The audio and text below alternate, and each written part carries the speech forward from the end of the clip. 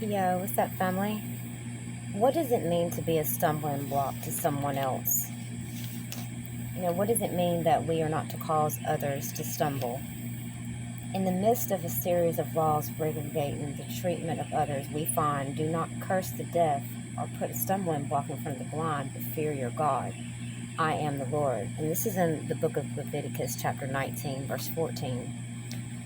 Family, obviously putting a rock or a brick, such as that, in front of a blind person is pretty brutal. It's pretty cruel. But in the New Testament, takes this practical, adage and turns it into basically like a metaphor, a spiritual metaphor. And I want to talk about that with you, family. Most of the time when we hear about a stumbling block, refers to something or someone who keeps another from having a relationship with God, right?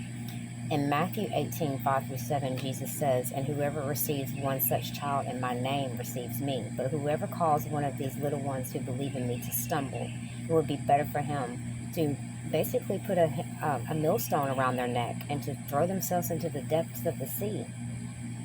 Woe to the world because of its stumbling blocks. And there's many, family, many, many, many. For it is inevitable that stumbling blocks will come, family. But woe to the man through whom the stumbling block comes. Just as it would be better to chop off one's hand than to sin. And that's in Matthew 18:8. So in the kingdom's perspective, it would be better to drown than to lead a child or to lead one into sin.